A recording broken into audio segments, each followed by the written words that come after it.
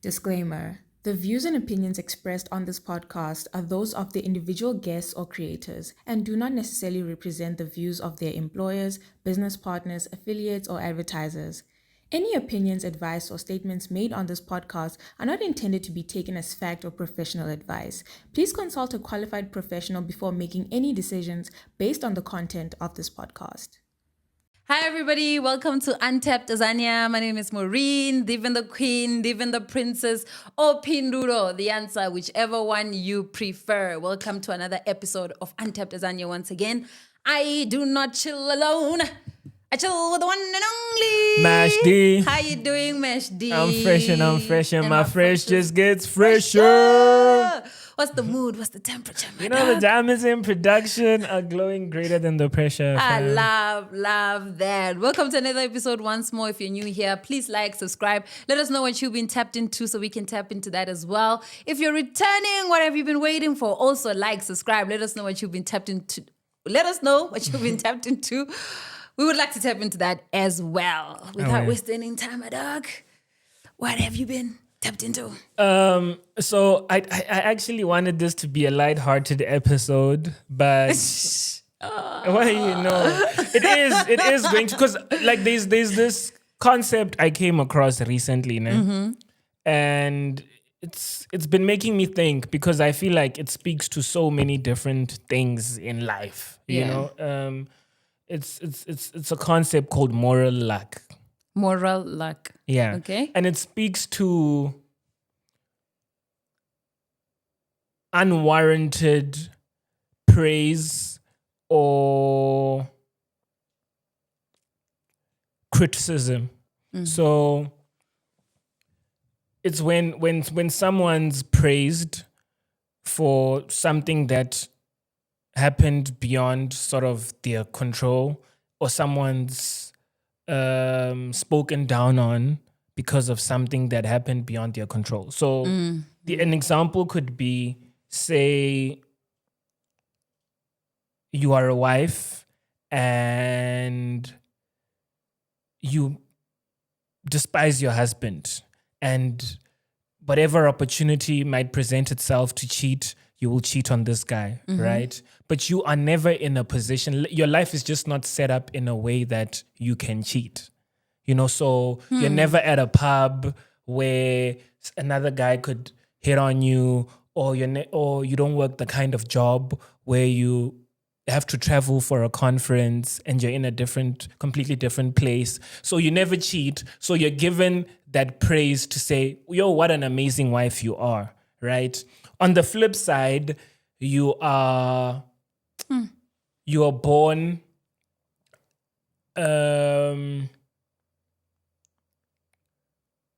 perhaps under an occupation. So you're 5 and you are Palestinian, and you see your grandparents getting killed right in front of your eyes, and then you join Hamas, and then you are part of the people that caused the damage that is October 7th. You know, you're part of like the group of people that could be, or maybe you're born into Nazi Germany and perhaps but you're essentially a good person, like, but because this is the kind of job that you can work, you're part of Nazi Germany, you kill people. So I was thinking about that concept because I feel like it speaks to a big part of life, you know. I came across someone who was talking about how, actually this was a whole discourse, and people were having a discourse about how we've been talking a lot about, we need to boycott these stores because they are funding a genocide, right? But we are not doing it. And someone was pissed about that. And then someone else was like, you shouldn't sort of police how people how people should act. You know, people have a right to either endorse or not endorse a boycott, right? And for me, I was like, that's a pathetic take, because it's downplaying what it took for you to have your freedom, right? Because other people had to sacrifice other privileges for you to have the freedom that you have, you know. And I think it ties back to like the concept of moral lack, where we are quick to judge, but then we don't necessarily make an effort to understand what drives a person to act the way that they act, right? And on the flip side, we also are not critical enough of situations where we praise people, but it's like, this was essentially inevitable. Not to say that they shouldn't be praised, but it's like, bruh, why are you praising a fish for swimming? You know? I hear that. I think, and I know you're not trying to make this deep, so I'm hoping that we don't even you know, but I think we are all a ball of a combination of those things at a time. It just depends on what time that is for you.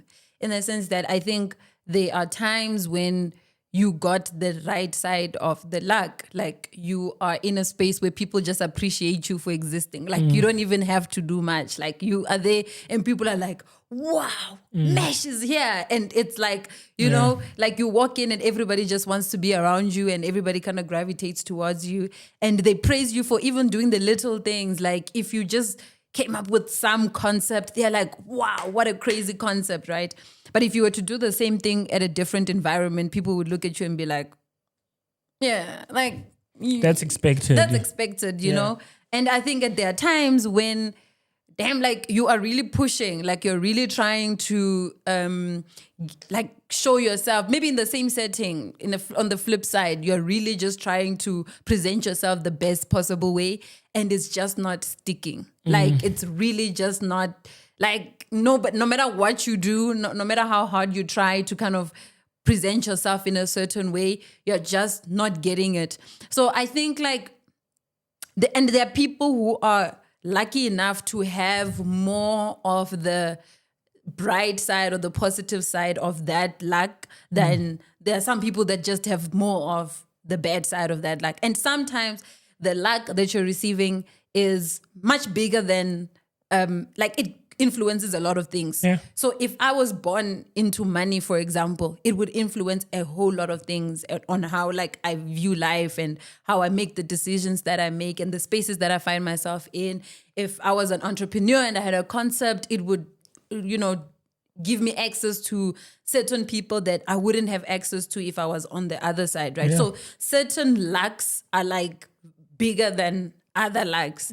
And other, I guess the flip side of that is other disadvantages of being on the other side are much bigger than the other side. So like you said, if my moral lack on the bad side is I am like born in a war zone and I witnessed terrible things as a child, like from 5 years old, and I grow up to be this person that has to fend for themselves, and I have grown up to be very rough and very like tough onto the world. And what people see, obviously, it's the results of that. Like, they see me being violent, they see me crashing out, but nobody saw and even if they did, nobody actually just considers that part, that like, this person saw like really traumatic things at a very young age.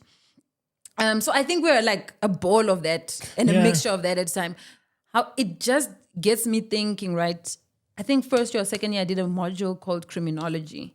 And that module, I think in 2 semesters, in that module, obviously, you're studying crime and you study the minds of criminals. Sometimes there's scenarios that come through with that.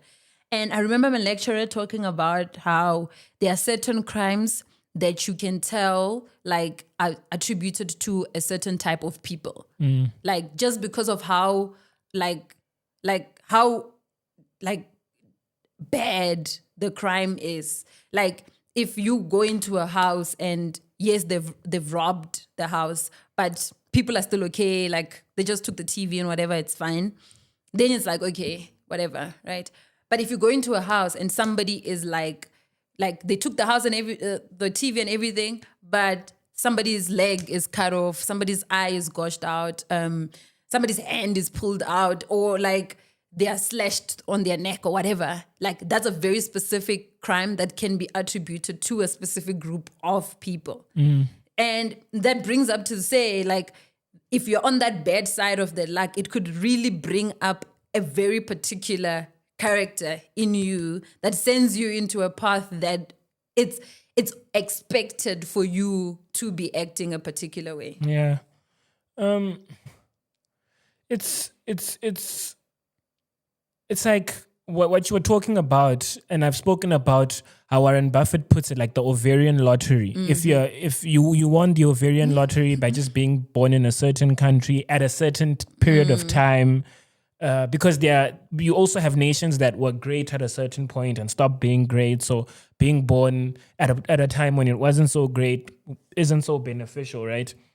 And something else I was thinking about as you were talking was, I recently watched this interview, Proverb, and he was talking about his journey as a rapper, and then like going back to study, doing the whole RPL, recognition of prior learning thing, doing his postgrad in business, doing his MBA, and now talking about doing his PhD, but basically talking about how he realized that, I have a family, I have responsibilities, and this hip hop thing isn't paying me, right? And he decided to go the other way. And not to say that the opportunities that he has right now don't come from the fact that he's been a celebrity and is known. Yes, probably, but the academic backing does help, right? And I watched another interview.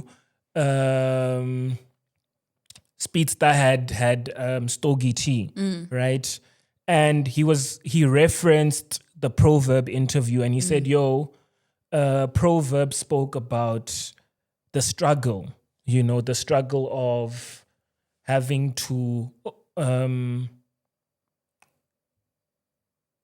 make a living and be in hip hop. And given that, like, you've just always been that guy that's like, you've never, done anything else.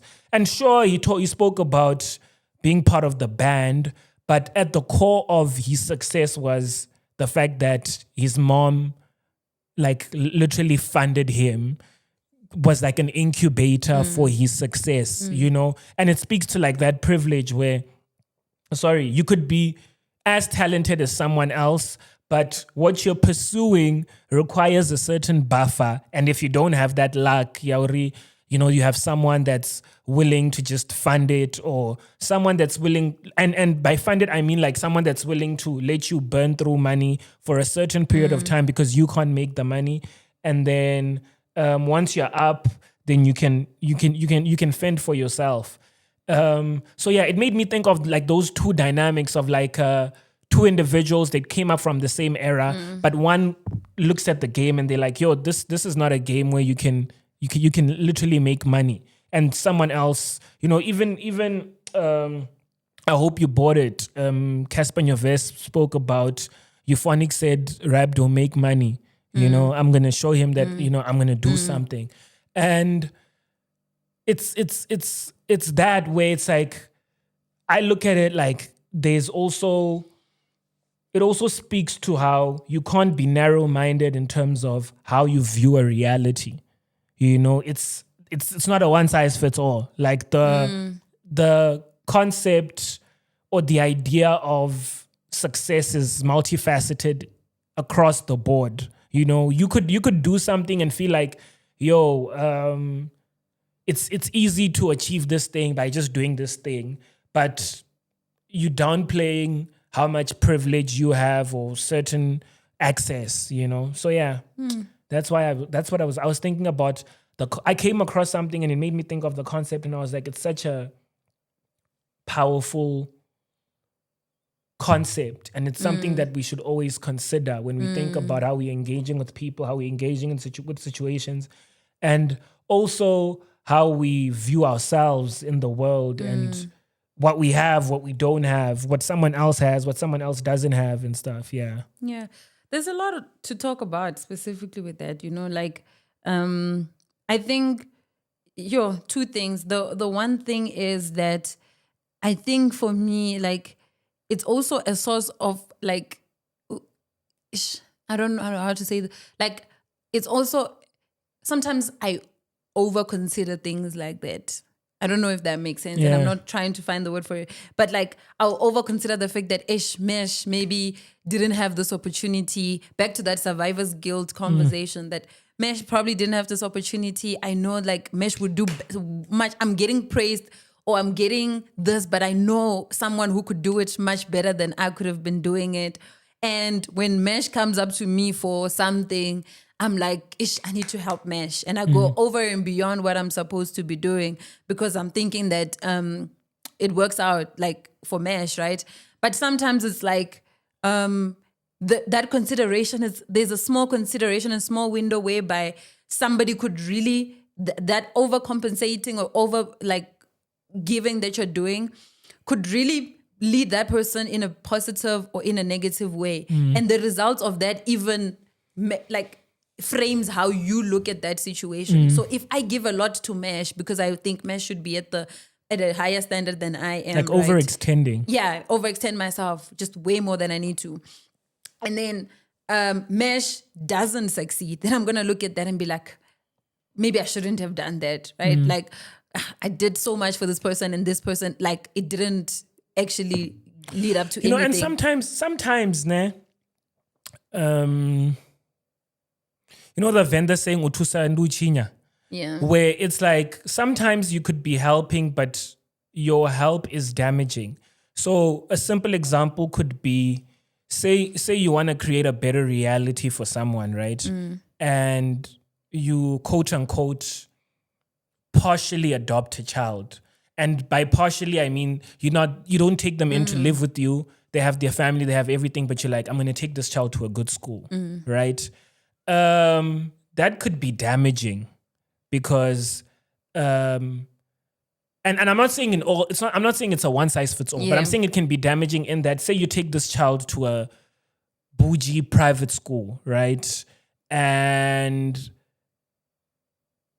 the way the kids that are at that private school, given that they come from like super rich families, live is very different from how this child is able to live. Because all you're giving them access to is the school, the ability to go to the school, right? And maybe you do give them pocket money or lunch or whatever, but it can't be at that level. And what they see there, where like maybe kids are ordering food at break, or like that could be damaging. Also, the kind of higher learning institution that those kids go to, maybe they go to private universities. It's like those are the conversations that are being had at the point in time when this child needs to prepare to go to a higher learning institution. So it's like they can't. Yeah. It's and I get you. It's not to say like it's not to celebrate where that person was, like where you took them from. Yeah. But it's a true reality that if you're living in a community where everybody is struggling the same way as you are, that struggle it's not highlighted as much. It's still struggle, or you still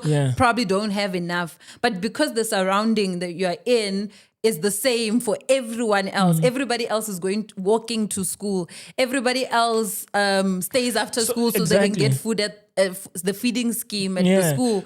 Then it's like all of us are doing that. So helping them, but in that kind of environment, helping them in that environment where perhaps you ensure that they have extra lessons so they can like get a better education, but helping them within their means so that you don't give them a shock, because if you're going to help someone, you're better off going the whole way. That's why sometimes I have beef with charity, You know, in the way that it's done My in some contexts. Yeah. You know, where people are given this amazing thing and then you just leave them. You know, I feel like it's very egotistical. It's very like, Yeah. look at me. Look, I can feed this person. And it's like, why aren't we trying to work more towards doing something that's sustainable, where if I'm doing a pad drive, I'm doing a pad drive for a single place, and I know that those 10 girls that live there, I give them pads every single month. As opposed to like, I'm gonna come here, give them a bunch of pads, and then I'm gone. And then they're gonna have the same problem, you know, in a month or two. And I think that's something that can be solved through conversation, right?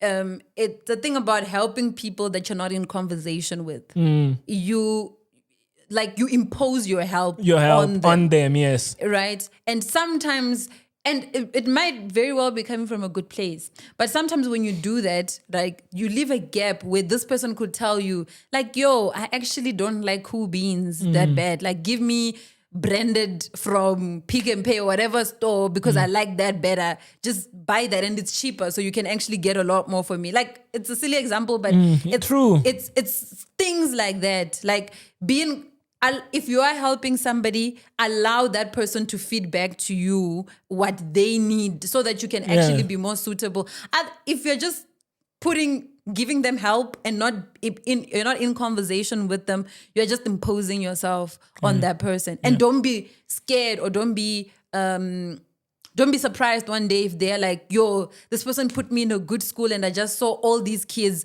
being dropped off in Rolls Royces and I was walking 10 kilometers to just get to the school. Don't be surprised if somebody's like, yo, I actually really did suffer because of this thing that this person was trying to do that was good, you know? But It was damaging, Yeah. What else, my dog? Nothing much. Like, I was just, you know, checking out our Spotify Wrapped. Oh, you know? it's that time of the year. Yeah, so that made me think a bit, like the top episode, all the other things that they were bringing up, like top countries. I felt like, wow, there's a lot of progress that we've made, you know. So that was also something that was interesting for me. Yeah, that's interesting. What have you been tapped into? I think just backing off of what you've been saying, given that it's that time of the year, like you're trying to think of everything like that happened throughout the year. Like, this season is when people start reflecting.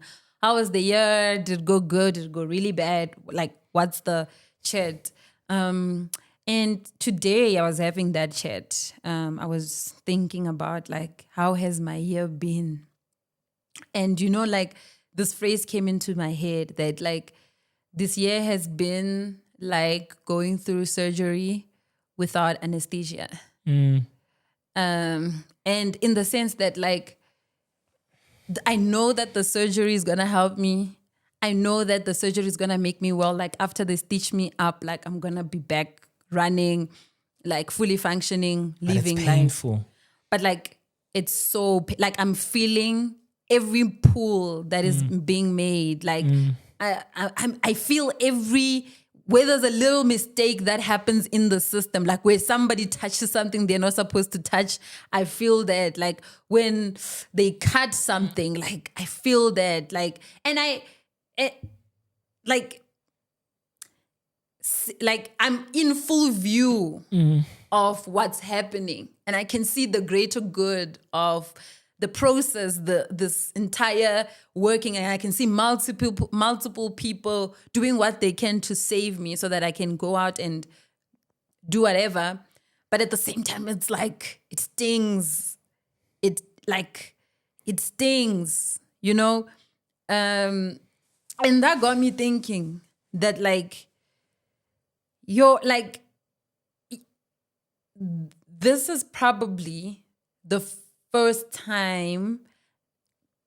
I think I've always been whimsical about life. Like, dreamy, things bad happen, but it's like, whatever. Yeah. Like, I'm good. We'll figure it out. This is probably the first time where I was like, there's no whimsical. Yeah. This is real life. Life is rocking me. Not even like rocking me in that sense, but like, I'm feeling like the things that would have been magical, like with the stars previously, like they would show up in like, oh, that's a bad thing, but we'll just put glitter over it and it's shiny. They like, You had no glitter to put on it. yeah, there's no glitter anymore. And I'm just seeing the reality of what each thing is. That's what I'm saying. Like, it's like not having the medication, like, because it's like, it's still the same thing you would have went through with the medication, but it feels different. You know, like you are feeling the process of getting to that point. Yeah. You know? Don't you think part of the reason why the chill pill doesn't exist is because you're chasing 30? It's probably that. Because that came to my mind. I was like, maybe it's like you've been out here. Have you seen like those videos of newborn babies, and you can tell this child is pissed, and they like this one they want to be reincarnated. It's like they're living their fourth life, you know? Because it's like, don't you think it's experience? Because I also feel a bit of that, where I'm like reality is like in front of me, and I can't. All the glitters ain't gold anymore, you know. And now I'm able to just be like, damn, like, this is this, you know. It does. I can't make it look like it's not anything else. Yeah. This black is black. This white is. It's like I think maybe it's the maturity that comes with getting older. Yeah. You like your parents held your hand for so long. Like you could always just like fall back on your parents. And you know what? Like I remember the first time I realized my mom couldn't fix everything in the world. Because, and it was very late. Like it was like high school. Yeah. At late. Like I used to think my mom could fix any problem I have in my life. Like anything at all. I used to think she could fix it. Yeah. And at some point in high school, something happened and I was just like, damn, like she can't actually help me with that. But I think even after that experience, it was like, I still had this backing off of my head. Like I it's fine. Like whatever it is, it's okay. Until this year, I feel like this year has just been that reality check that actually no one can fix anything. You need to fix things yourself. If you're fixing things, you need to get up and do the things and be very very clear with what you want and what you want is going to cost you. Because sometimes, and I think this is also a maturity thing, it's like when you're young, you want the benefits of something. I want my parents to give me things, buy me chocolates, buy me this, buy me that. But I don't necessarily see the hard work that goes into the money that buys me the chocolate, right? Now that I'm older, if I want something, like I can't just say I want it and be like, yeah, I want to change the world and expect it to just come to me like, oh, here is a changed world, Maureen. It's almost like I have to be very intentional. It's not even almost. I have to be very intentional about the type of world I want to see and make active steps towards it, even if those steps are very small. Like, even if my only contribution to this world is I help one person, truly, genuinely help one person thrive, and that's the contribution I do to the type of world I want to see, that's the kind of thing I need to be doing. And that's the reality that I had, that like, I might not be able to change the whole world. I have to be realistic in saying like, maybe I can save 5 people. Yeah. Maybe I can. But you know what? The whole world is your world. You know, and I think there's a downside to the maturity, which I completely agree with you. I think it's a level of maturity, but I feel like we become hypercritical, you know, being, it's not, I'm not saying we must always like just be young in terms of, but it's important to be childlike, not childish. The older you get, the smarter you don't get. The older you get, the smarter you don't get. What do you mean? The younger you get, the smarter you get. Yes, facts. Because life isn't as complicated as we like to make it. You know, we just so hard on ourselves. And I think that leads to us being hypercritical of situations, of things that are not as difficult as they seem. You know, that kind of train of thought comes up every time when I'm dealing with something and I'm going through it. And I know in the back of my head that it's not as serious as you're making it out to like be. it's whatever, Because even if it's bad, like really bad, in the back of my head, I also know that, dude, if I can't change this, I can't change it. That's you know, true. I can do whatever I want to do. That is And a if I true can change it, let me reality. take active steps to actually change That it. is a true reality. Bro, That- like you can, that you is can, the honest like truth. the simplest way to look at it, even from the idea of a child, right? Is, bro, like when you see a child struggling to climb up a table, right? And you just observe them and you just chill. They will try and they will try. But eventually they will climb up that table. You know? I saw this thing once. Maybe it was an ad as I was watching something, but it was I can't remember the lady's profession, but she was talking about how kids develop differently, right? And it was showing all these different kids and the different ways they were crawling.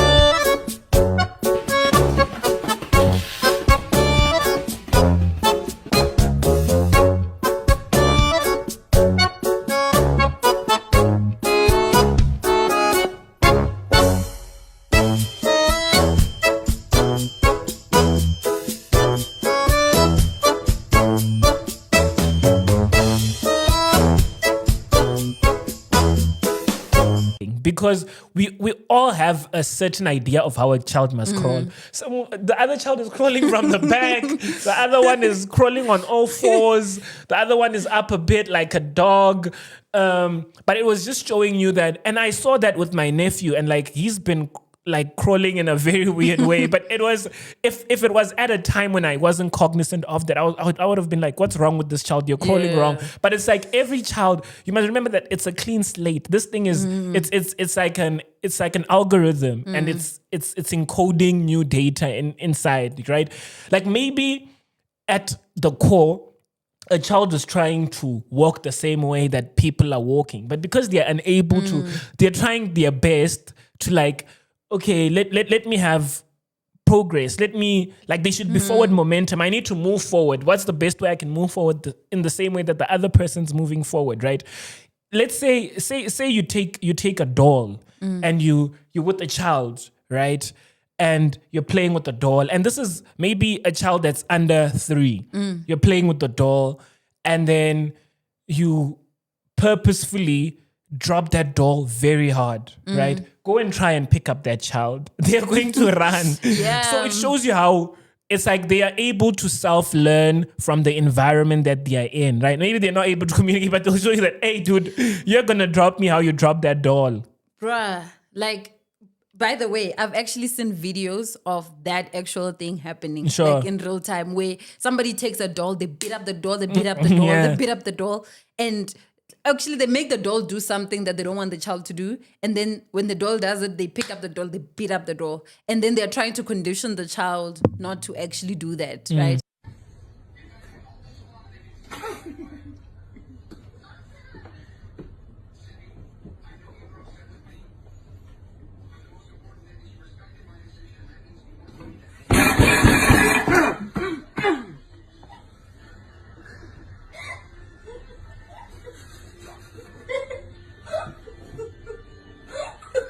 Right.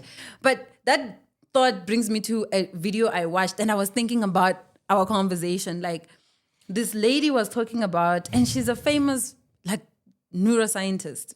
Like, she was talking about how speaking or talking was one of the lost skills that humans developed. Like, how does reconnecting with your intuition make you a better decision maker? Big question. So basically, if we go back to our evolution, there was a time that we had the limbic system, which is the more intuitive, sort of primal part of our brain. And we had a very, very thin outer cortex. The outer cortex is the more rational part of the brain, and it includes the part of the brain where we can articulate speech. So up until that point, we couldn't speak, but we could grunt and we could gesture and we could make cave art, but we couldn't speak. Once we could speak, so I call it the cognitive revolution, and it's to do with the fact that we made fire and then we could cook meat, so we could eat more protein more efficiently. Then our guts shrank and the outer cortex of the brain grew. Once you could speak, that was the the most efficient way of kind of telling you what I mean. And so you would then pay less attention to my body language, my micro muscular facial expression, the impact of like the hormones I'm experiencing that you could potentially share either through our menstrual cycles or through stress. So we've literally evolved there. Wow. And we've then undervalued the things that actually got us there. And then if you fast forward, obviously, to now, there's technology, there's data. I would say up until 30 years ago, before we had really sophisticated scanning technology, logic was just, put on a pedestal, and emotions and intuition were really, it was questioned whether they even really were tangible. Now that we can scan healthy brains, because a lot of neuroscience was just based on what happens when something goes wrong, like there's a stroke or a brain tumor. Now that we can scan healthy brains, we can actually see what happens when you experience certain emotions and how that changes your decision making. And we can see that intuition is actually a tangible thing. I'm hopeful that, that's changing in a positive way. like, humans used to communicate, but obviously this is about evolution. So she's like, humans used to communicate, but like they didn't communicate using words. It wasn't verbal. Yeah, it wasn't verbal. You see, and I love that so much. Sorry for cutting you real quick. But I've always been of the belief that we were more connected, or there was a time in the past, bro, like ancient times where we were more connected, and at that point we were communicating telepathically. So we were like more connected as a species. Yeah. And that's what she was kind of speaking about, that like there's like our brains register different types of communication, and the verbal stuff is the verbal stuff, and it's what we use now mostly, but previously we didn't use that. So there are other ways that we were communicating with each other. Somehow spiritually, I guess you are communicating with somebody, but like now we don't use that anymore. And she was actually talking about intuition and how much we should be trusting of our intuition, because that existed first before we even had the words to call it what it is, intuition or whatever it is. So yeah. It's like they say that like a part of a child always remains with, I don't know the biological concept, but it's like a part of the child always stays with the mother. You get me? Like, I'm not sure in her womb or whatever, but it's like a part of me stays with my mother, like inevitably. And it makes you think of like when something bad happens, say someone dies of like a car accident, right? 9 out of 10 times, the mother knows something is wrong with their child. They feel it. Like, they feel unsettled. They feel like, no, man, something's up. And it speaks to our interconnectedness and stuff. Yeah, but you spent 9 months in somebody else's body. There's obviously going to be you're gonna leave something there. Not like, you're not just gonna. And to be fair, a part of you is still in them because you were feeding through them. So I think that's like it's fair. Okay, can we do question of the week? Okay, now we can just quickly. So what I realized from the Wrapped, right, is returning to self was the most listened to. But then I automatically was like, okay, what was the most watched then? And then I realized, okay, the most watched was obviously the AMP Acoustics and Poetry interview we had with Jin in the beginning of the year. But besides that, our own conversation was the ideal reflection of love. And I was like, what a pathetic episode to lead, bro. He's always the one that like... Yeah, I mean... it made me think of like we need to be more corny, not like more controversial, but like okay, we need to do more corny stuff. Like people really like, the it's like the stuff. episode you really like they never do like as well as you think they're gonna do. Yeah. Do you know what episode you really liked? I need to think about that. Yeah. I need to think about that. There's a couple. We had a lot of really good conversations this year. Have you checked out your personal rap, like songs, I albums? did. I mean, I listened to less music this year. I think way less. Like 10,000 minutes plus less. Yes, me too. Me too. Because last year I was like on 45,000 minutes or something. Yeah. I think this year I'm like on 36,000 minutes. Yeah. So I listen to way less music. And also like, I'm starting to get old, bro, because I'm listening to the same artists. Like, even if they didn't drop a new project or anything, like, you're listening to the same artist. It's the same artist. There's 2 albums that made it to my top 5 that are new. Cardi B's album, what is it called? Am I the Drama? And Dave, the boy who played the harp. I think that's the name of the album. Those are the 2 albums that the rest of the albums that are on my most played are like old albums. I was very I was listening to a lot of new music, but it was a lot of hip hop and also artists that like are verified for me. Chance the Rapper Starline came up. Okay. Dave's album. The Clips album I listened to quite a bit. And they're nominated for a Grammy, isn't it? Yeah. GNX was up there. Okay, GNX. Also Younger Chief's album. Little so Sims was also, I listened to Little Sims quite a lot. It was so crazy that when my thing literally started with Meteorite by Mariba. And I was like, oh, I'm so proud of myself. Dad. Yeah. So I was happy. Like I was like, oh, here's balance, bro.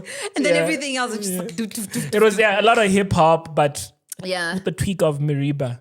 I think what was interesting with mine also is the fact that my curated H&M playlist, like H&M playlist, made it again to like my top 5. Wow. And it's like that playlist keeps on getting like longer, but it's also like, ish, bro. Like I'll share this outside because I was actually thought about like how my top 5 playlists are situated, and it's giving the same thing I said about how this year has been for me.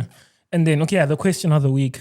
Question of the week. So I was watching this the same interview I'm referring to about the lady who spoke about the intuition.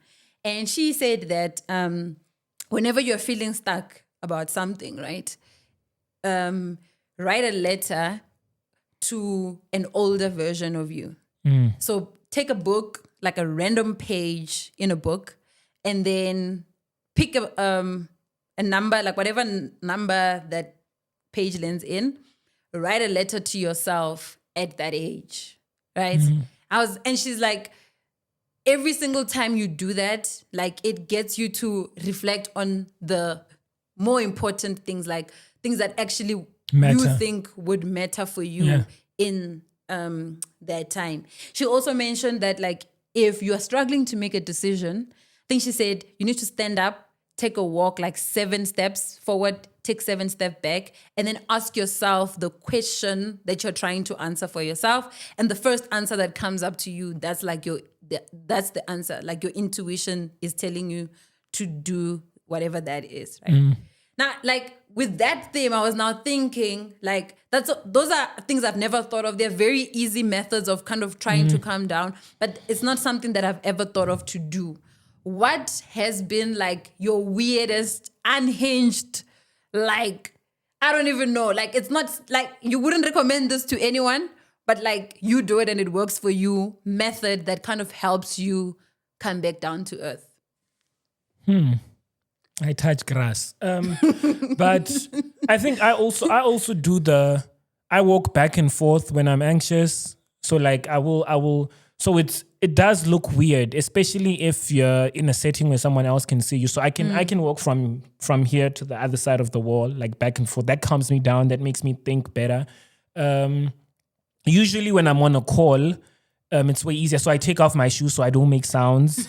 And then I talk on the call walking. While walking. Okay. Yeah. So yeah, that calms me down quite a lot. So I like the walking thing. What's something more weird? Sometimes I choose to like laugh in very uncomfortable situations. So not to laugh, I grind my teeth.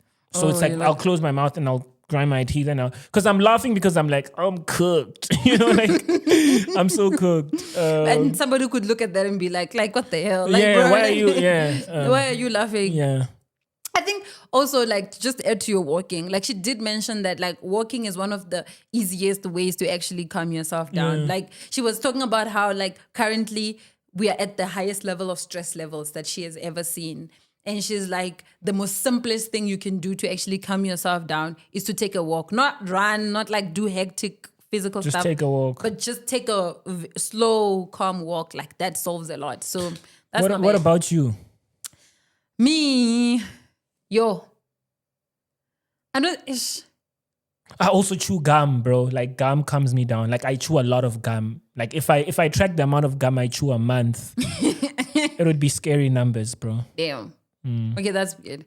I think for me is okay. I don't think this is weird, but Okay. I watch like comedy, like if like in the worst situations, like if I'm going through the worst times, that's when I'm laughing the most. And it's not. But I mean, comedians are especially stand-up comedians, are some of the most dejected people, you know? Right. So like, yeah, that makes me feel like, because comedians, stand-up comedians specifically, have this thing of addressing very serious things. In a witty way. Yeah, in a witty, like, way. So it kind of helps me to like laugh at my situation. I think comedians are one of the most important people in the world because they remind you that like you're not alone in your suffering. Yeah. You are never alone in your suffering. Somebody has suffered that before. Yeah. But anyway, it is Peace out. peace out.